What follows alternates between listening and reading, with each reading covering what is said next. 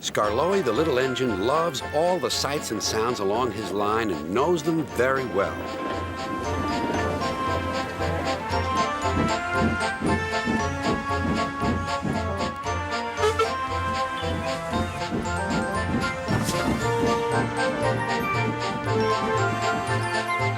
One morning, soon after he returned from being mended, he was enjoying his journey more than ever before. Along the way, he met Rusty. "You know," he said, "if I couldn't see these familiar faces and places, I'd think I was on a different railway. You've done wonders with these rails." Rusty laughed. "I'm glad you're pleased.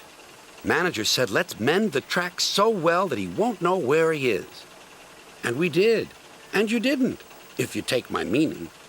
Skarloey liked this hard-working diesel. "There's still one bad bit," warned Rusty, "just before the first station. An engine might come off there, particularly Duncan. He will rock and roll along the line. Look at him right now. I hope he doesn't hurt his passengers." "What's that about me? I'm a plain engine, and I believe in plain speaking. Speak up." Rusty warned Duncan about the bad bit of rail. "Huh. I know my way about. I don't need smelly diesels to tell me what to do." Rusty felt hurt.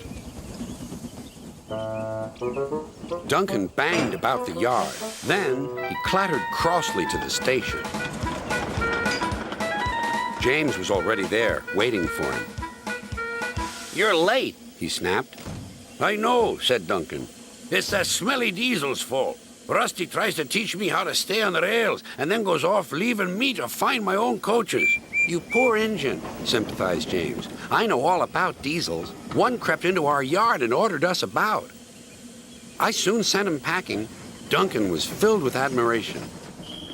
He didn't know that James was boastful and sometimes didn't tell the truth.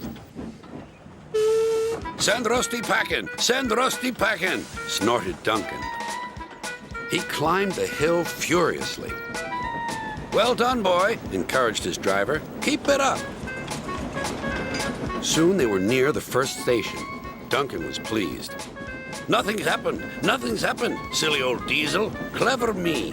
And he rocked and rolled along the line. "Steady, boy," checked his driver.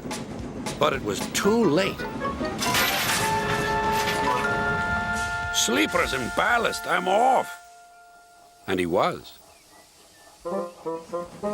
"I warned him," said Rusty. "But all he did was call me names." The little diesel refused to move. "I'm ashamed of you, Rusty," said Skarloey. "Think of the passengers. What are they going to do?"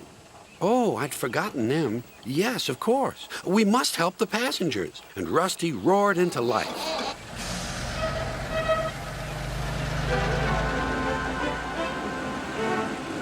Duncan stood sad and solitary. He couldn't rock and roll now. "Oh, dear," he thought. "Everyone will know how silly I am." The passengers had to get out and help, too. They weren't very pleased about that, but worked as hard as they could. They carefully levered Duncan back onto the line.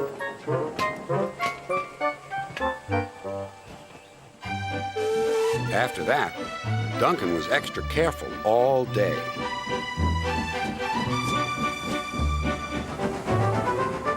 At last, evening came. "Rusty," he whispered, "thank you for helping. I'm sorry I was rude to you." "That's all right, Duncan." "I wish all diesels were like you. Let's be friends." "Suits me," replied Rusty. "We'll mend that bad bit of rail first thing tomorrow."